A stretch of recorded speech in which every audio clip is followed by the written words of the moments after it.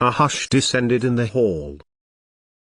All eyes guided themselves over to Ragnall, who was clearly enjoying the proceedings. Bryder, meanwhile, seemed to be talking to the two children who had come to stand beside her, quiet and timid-looking.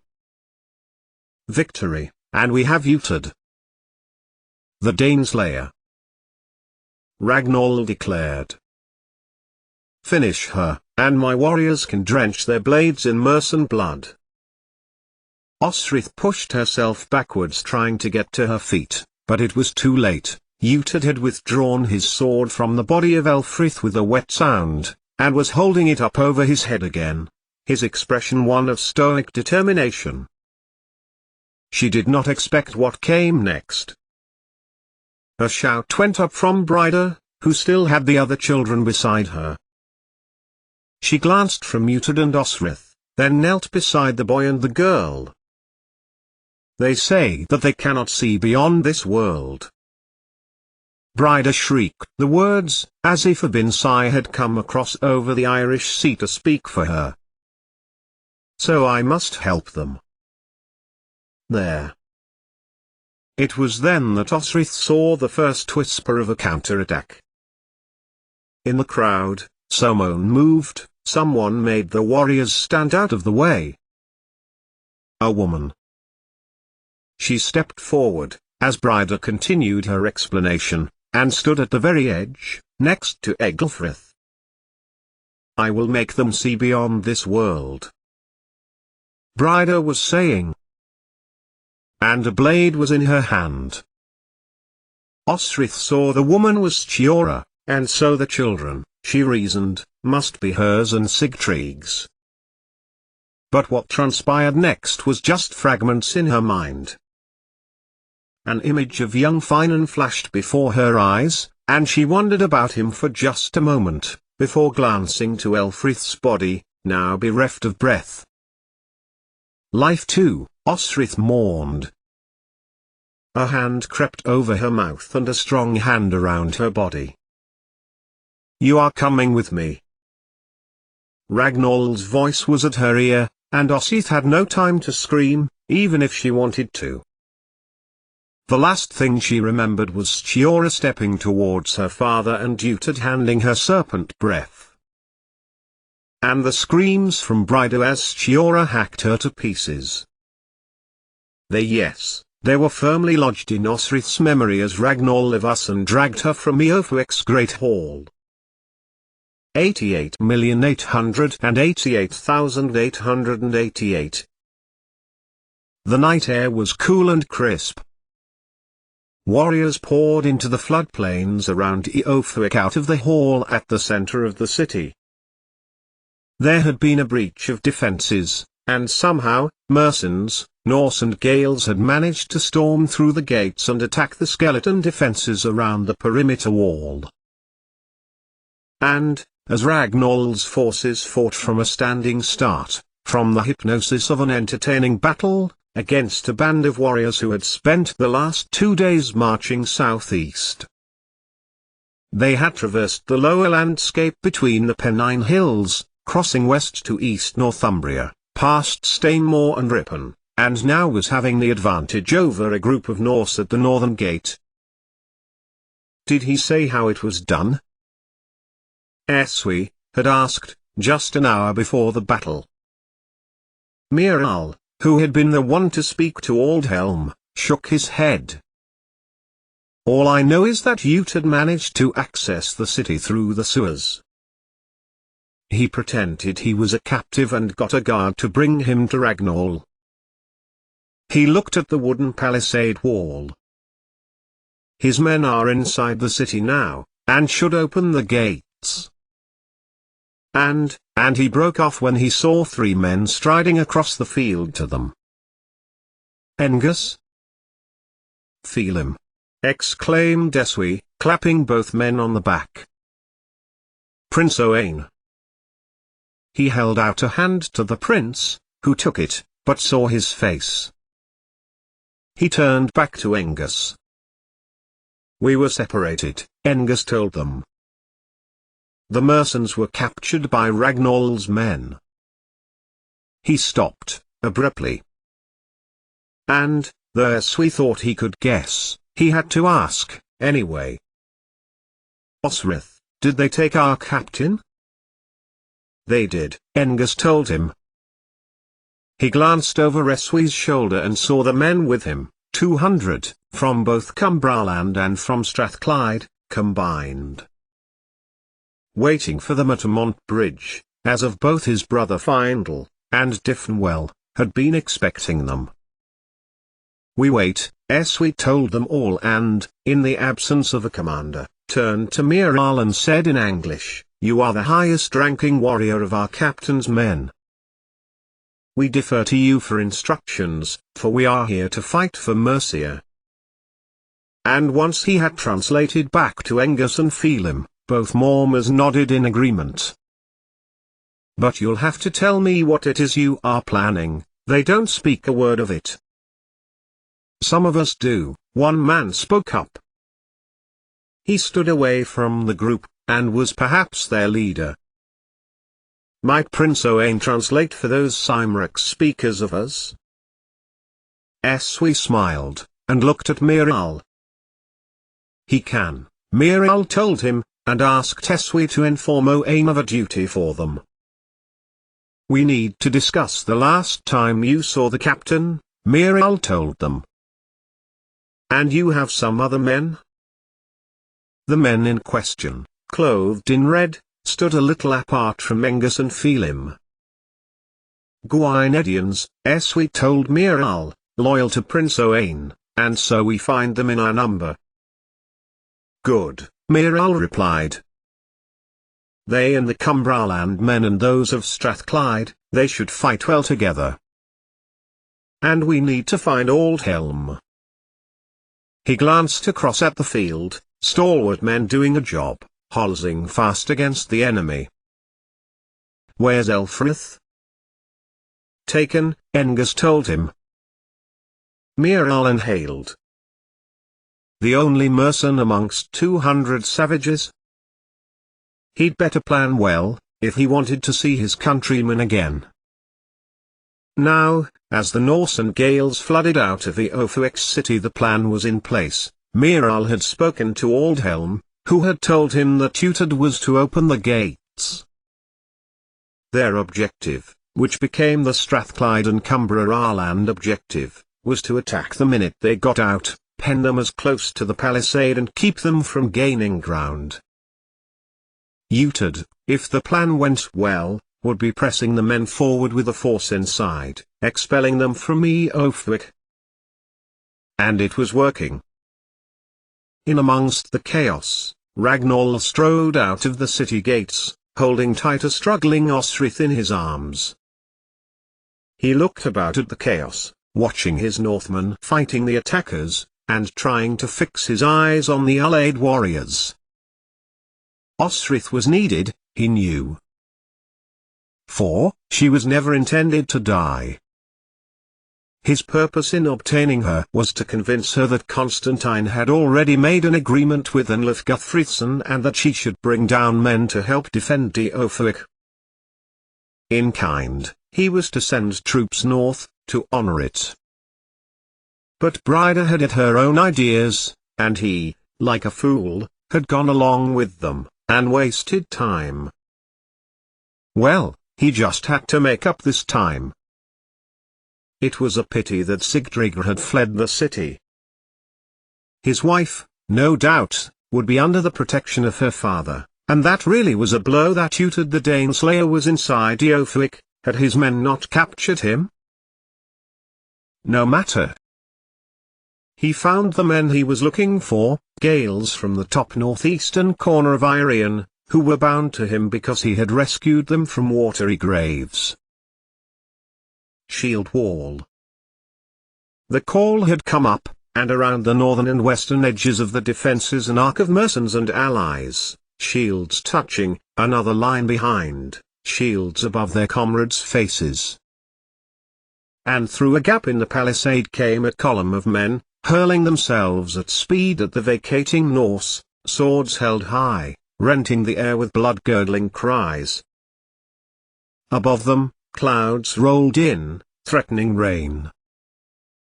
From inside Eothwick, 5 warriors had joined 3 others. Osrith's mercenaries, led by their previous leader Elfkin, sought the warriors of Utad of Bibbenberg. They knew them, for they had fought them several days before. Now, free of bonds, free of blades to the neck, Elfkin told them his opinion was that they should find the men and join with them. Our object is one thing only, he told his remaining soldiers. To fight for Our Lady. And if Our Lady has sent her commander Utad, we are obliged to find our what that is, and act accordingly. It was the longest speech Eglfrith thought their young commander had ever made in his life. He nodded his head and then took Elfkin's arm in his fist. I agree, he called, and then Ossier and Falkbald also took Elfkin's arm. Mercia! Cried Elfkin. But said no more, for there was a shout going on outside. He tilted his head and listened. They were shouting for us. That's our cry! Ossier exclaimed. And, from their place not far from Sihik and Osforth, they too took up the cry. Behind them, Sigdrigra stood, besides Chiora and Utad, as his father-in-law strode over to them. Outside, the cry continued. Whether Osrith heard it or registered it, it was clear she was in trouble. Ragnall, who had now gone back to the fray, had deposited her, wrists bound, sword confiscated, with 4 large Gales, who knew that they had it easy, essentially babysitting a bound prisoner. When Ragnall left her, she immediately tried to run, but fell at their feet. All of them burst into mocking laughter. Protect her. She is of value.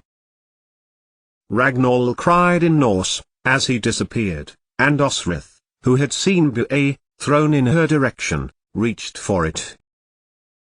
A booted foot trod heavily on her hand. Mercen bastard! Declared one, and the one standing on her foot pressed harder. Osrith screamed.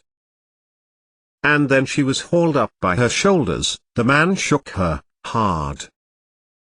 You're not a man, their warrior told Osrith, looking at her, closely. Ragnall said not, Osrith managed, panting at the effort. Her head was woozy and she just wanted to rest. He told you, but the man felt about her body, over her stomach, and chest. Where are your tits? He tried to feel for them, and then pulled at Osrith's jerkin. But another warrior pushed his hand away. Don't be a fool, Somath. Ragnall will kill you. He doesn't have to know, the man called Somath told his comrade. But another pushed him away too. For he had picked up Bué. I know this blade, the third man told him.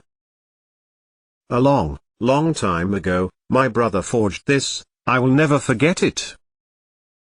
The only one he ever made with folded steel, like the Frankish swords. The other 3 Gaelish warriors stood around it, moonlight reflecting off its long metal. Osrith, still being held by the first warrior, stumbled back. Look, we need to look after her, Combe, emphasized the second, and he took hold of Osrith by the shoulders. At least she doesn't understand anything we are saying. He let Osrith sit on an upturned shield. I understand, well enough, Osrith panted in Gaelish, and then a shiver came over her, and she felt her knees crumple. The man called Combe caught her, and used the back of his hand to feel her forehead. Not fever, he said. Perhaps some water? Somath, bring one of the skins. My thanks, Osrith said to him, in Gaelish. Somuth and his brother Sma glanced at Comb, who had put the water to her lips and helped her drink. When he moved it away again, she added, "I won that blade in a fighting competition, a long time ago." The fourth man, Kelduin, looked at her face, and then back to the blade. "It says, Buey." He grinned at Osrith. "Have you had much Buey with her?" Comb, who claimed his brother had forged her, glanced at the engraving and back to Osrith. "Never lost," she told them. "Until now," Kelduin pointed out. And then, Comb, looking back from the blade, turned his face to Osrith. "Are you ... No. You can't be that girl.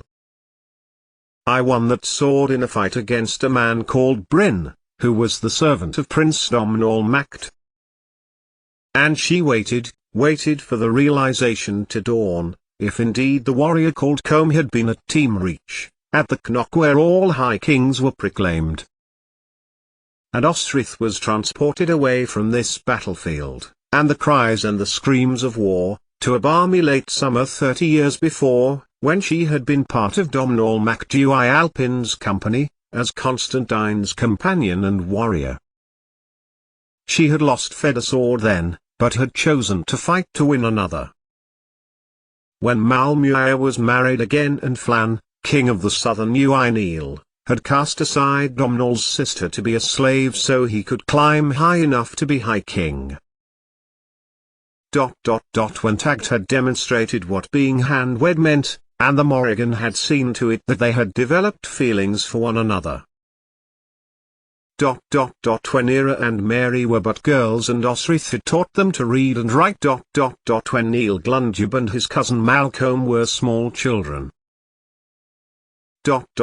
Where she had learned how to ride Constantine, thrusting down on top of him, to grind her clitoris, so that she could bring on an orgasm.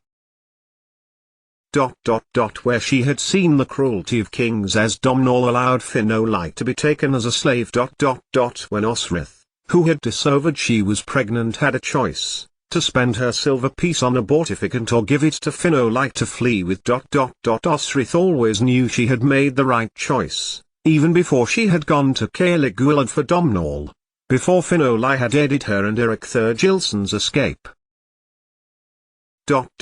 So many things had happened from Osrith going to Arion with Domnall and Constantine, that she could never imagine not having gone there.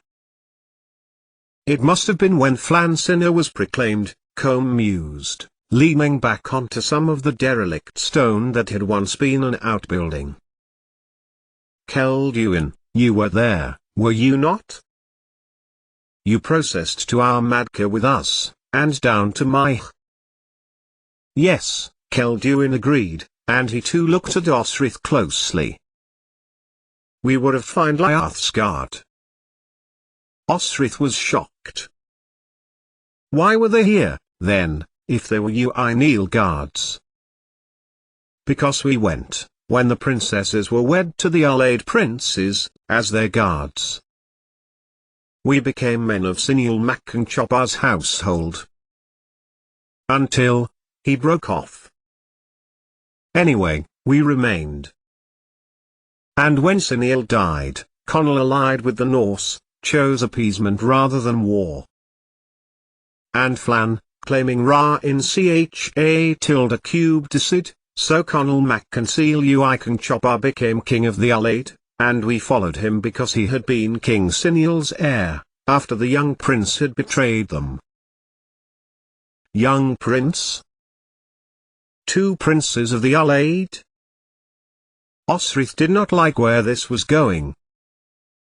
She blinked upwards, and looked at the twinkling sky above them. King Conall was the Allied king? Osrith sought to clarify. Oh yes, Comb told her. So we did as he wanted, which upset Flann Sinner, who was determined to expel every Northman from Irion, or at least, he chuckled, Uineal territory, which by then included, he claimed, the Allied land. But he has died, Osrith interrupted, sharply. Does not Prince Domnall rule? You are very well informed, Combe noted, caution in his voice. But yes, there is a successor, Flan's son Don Shada. He looked sadly to Somoth and Sma. You said as much. Prince Don Shada would never have expelled us. Sent us out into the sea, he did, with his guards and pushed us over. It was lucky King Connell was passing by and had sympathy for us. He exhaled. We allied with Ragnall, who promised us land in Northumbria if we joined him and supported him. Domnall, Osrith whispered, as she thought about the prince. She had a connection with him. He was her friend, he supported her, looked after her well-being, especially after Constantine's moods. Looking back, if she had not been hiding the secret that she was of Bibbenberg, not so tutored, Osrith might have stayed in Irian. I think I do know you, Osrith told Combe, continuing in Gaelish, and glanced over to Celduin. Were you there at Doia, when the Norse attacked? Were you there, when King Findliath died, at Armadka? And now it was Celduin, his large body turned towards Osrith, who smiled down to her. I was, he told her. And I remember you. You taught the royal children. We were processing Tatara. He broke off for a moment, before his face lit up with realization. Yes, yes, you were with the exiled princes of Alba.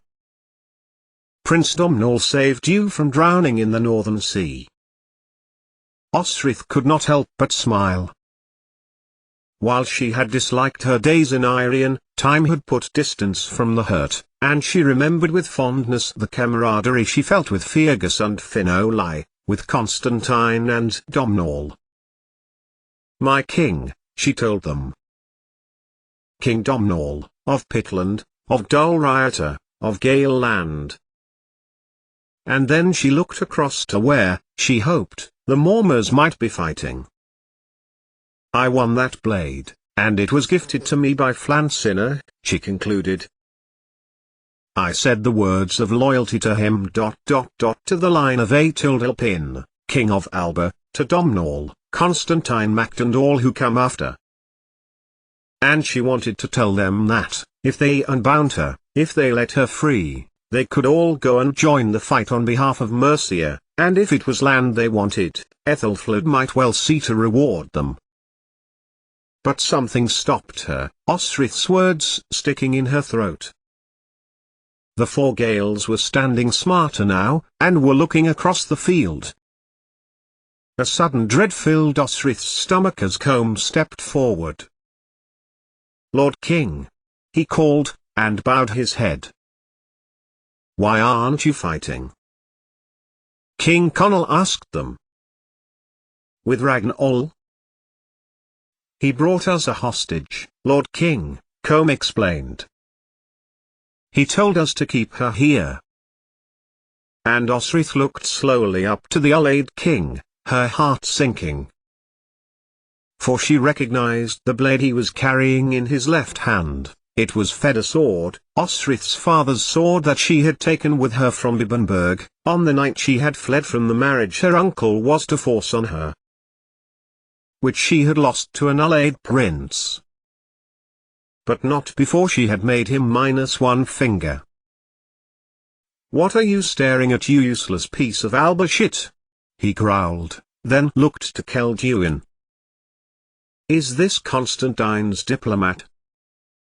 And he took off his gloves and stretched his digits. It was 9 fingers. It is the warrior who fought against Jutad, Somoth told him, looking leeringly towards Osrith. Ragnall needs you, 9 fingers told her, dismissively. He wishes you take an offer to Constantine. Constantine? Osrith felt her heart rushing. Her eyes dimmed as the sun dimmed. Salt water splashed on her lips. Sickness swelled in her stomach. Anlaf would like to make a treaty, he continued, sheathing Fed a sword, and striding around his men, as if easing his joints. Anlaf? Osrith managed. It was Nine Fingers, she told herself again. The only person she had ever been truly afraid of. And she hadn't realized it until just then, until he was standing only a few feet from her. What is the matter, stupid man, do you not understand Gaelish? Nine Fingers growled at her, taking up a skin of water and thrusting it towards his face. When his beard was completely drenched and he had thrust the leather water container back towards Sma, he continued his tirade, "You are Constantine's man, are you not?" But then, the exiled king of the Ullaid realized something. He realized she was staring between Fed's sword and at his hand. Nine Fingers realized it too, and slow realization spread across his face. Ah, he exclaimed, with satisfaction. The Gaelish prattling. He straightened his neck and leaned over to Osrith, eyes roaming her body, satisfied she was restrained by ties at her wrists. I knew we would meet again one day, witch. Then, he looked up to the sky. Will you steal the sun this day, as you did then? And then he pulled Osrith towards him, making her stand her body to his. He pulled off the rope at her wrist and pushed one hand down his breeches, smoothing it around his cock with his own. Remember this? He purred, then let out an involuntary sigh. You choked on it, once. This changes things, King Connell said to his men, who were watching their king make Osrith fondle him. They burn witches in Alba, do they not?